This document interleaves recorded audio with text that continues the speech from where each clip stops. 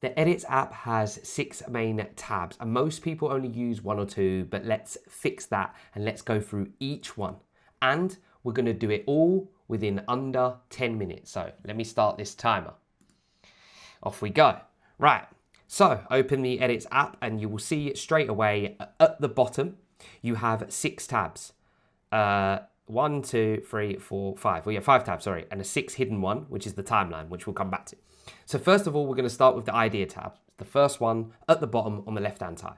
Now, the Ideas tab is really great for storing lots of the information, lots of the things that you see in Instagram and on Reels, and obviously within this Edits app as well.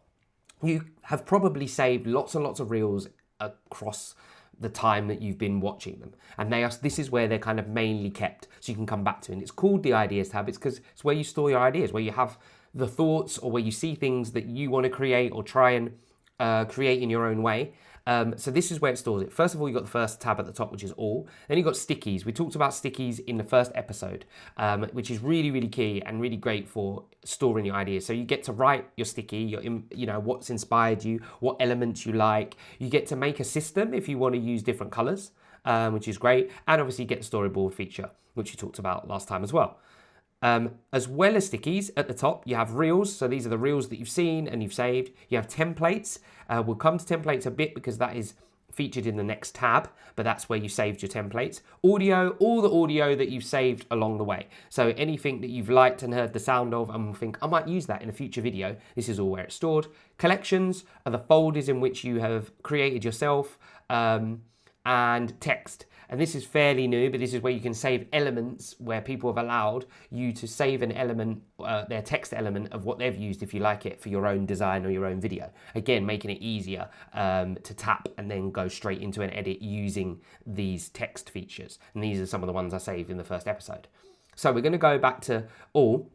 And as an example as well, with your plus button here is where you can make your stickies. But stickies also come into play in the next tab, which is your inspiration tab. Now, your inspiration tab has 2 kind of elements to it. Inspiration, if you see at the top, and then templates, which we can click through both. This one actually has a template, which is nice.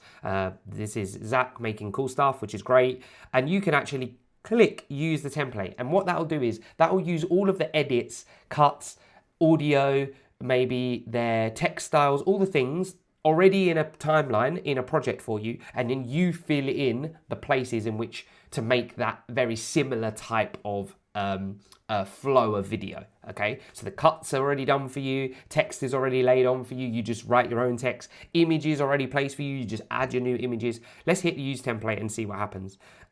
See if there's any, so this one has, if you look, the audio function, then it has add clip here, so you can add a clip there, and then it has add overlay, so you can add an overlay there, and it basically keeps the same function and cuts exactly as that person did it. So it's really helpful if you want a speedy creation. I like that, let me tap that and then I use that flow and I just put my own stuff in, okay? So that's why it's really useful. So there are some tabs and screens that people don't often use, and this is one that I think people could benefit from using more if they want to not worry about their starting from scratch all the time, and that time-consuming effort.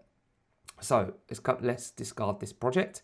Let's see if there's another element. There's another one here. This one you can use the audio, and then obviously you've got templates across on the right. So you've got inspiration here, just ideas and things that you might want to, I really like that text or that overlay or that audio or whatever. And then you've got templates, which are actually things that you can tap and borrow. So if I tap this one, as you can see, both the timelines, all the edits are kind of done for you and what you add in. So you can add a clip here, but then also down here, you get to add more clips in here. It's already done the text for you. You're just going to change it to be the text that you want to say. And it's already got the audio. So you just it's a bit of a plug and play. Off we go.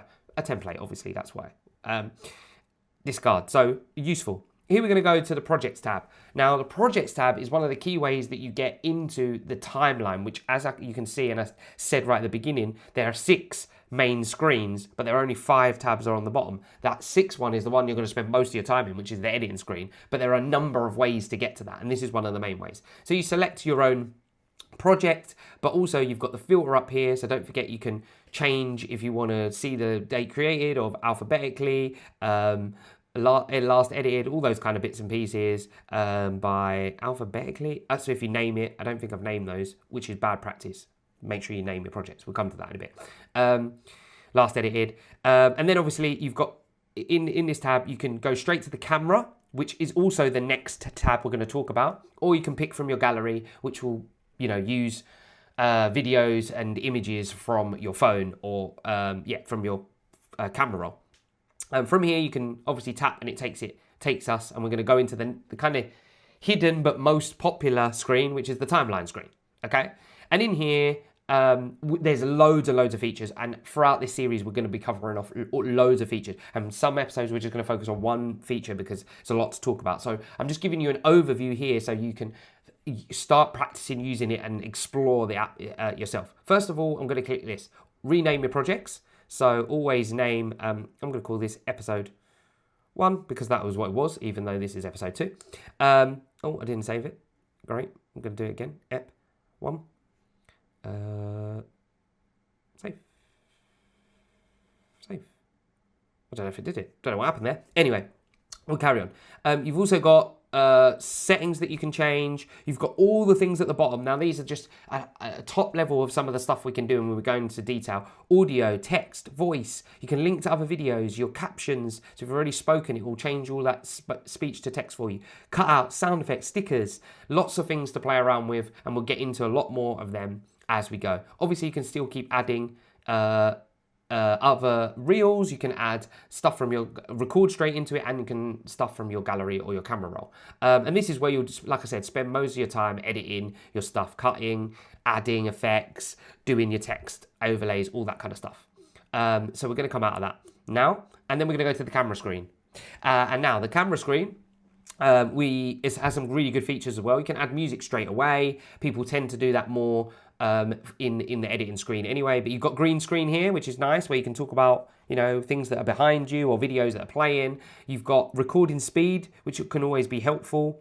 You have the timer, so that you can set a recording limit and timer. So if you only want to record a certain period of time. This one's really useful, which we talked about in the last episode, which is the teleprompter. So you can put your scripts in there and then talk to the camera with the scripts going as you do, and then filters. And then you've got some other ones down here. This is one I've got to make myself look good. Look at that, turns it off, turn it on. I got 10 years younger instantly. We've got the camera turnaround. I've got the green screen on still, which is just my stand here, my new stand. And then again, more settings here. So you'll spend some time in here, but also a lot of people have their own camera functions and needs and wants from their own camera on their phone, which is also fine, which is why lots of people kind of upload their videos. But there are some good bits on there, especially the teleprompter, which doesn't mean you need another app. And then we get into insights, which is really important. And we're getting close to the end of time, so we're going to wrap this up, but it is the last tab. So this one, it does 3 things. It gives you an overview of your stats. It gives you a view of all your reels collectively, and then you can go into specific reels and find out data. Now, this is really important. The more you post, the more you want to keep an eye on this. I don't mind showing you my stats because I really haven't focused on Instagram in a long time. I've mainly been focused on YouTube and series. This being my second series of the year. But you can change the time. So you've got from 7 days to 90 days to pick from, which is really useful. You've got all the different sections at the top that you can see. So you can see how many, let's go 90 days because I haven't got enough stats for anything else, I don't think. You can see how many, one follower, 7 comments, there you go, 67 likes over that time. There are your views. You can scrub through the graph, which can be really helpful on a particular day, see what you've got. Then we go into the reels. Oh, also, whenever you see an eye, if you press the eye button, it will break down those stats for you and what to look out for. Then these are all the ones that I've had. I don't know what happened for this one. This was a reel, and I did a trial reel, and it got 1 view. No idea. But sometimes Instagram just doesn't work the way you think it's going to or hoped it's going to, and that's just part of creating content. Then you've got lots of subcategories of things to check. You can also change the date range, all time, last 30 days, etc., depending on how much content you're putting out. And then lastly, you can tap and go into, I'm not going to go into that one, let's go into a half decent one at least. Yeah, let's go into this one. You can go into one that has stats specifically about that video. which is again really good. And you've got retention graphs that you can have a look at, how long people are watching, who viewed it, and where did they view it from. So lots there. The last thing I want to talk about, and this is really helpful, is you can export all your stats as well. So if you press this button here, it will actually let you export it to Excel or Sheets, so you can kind of summarize that data. And that's all of the tabs for edits. So make sure you're having a look through them all. We're going to be diving into lots of elements now, but that's the 10 minutes timer. It's up. Oh, and I'm out of here. So hope you enjoyed it. Stick around. Oh, let's stop the timer. And I'll see you in the next episode. Take care. Peace.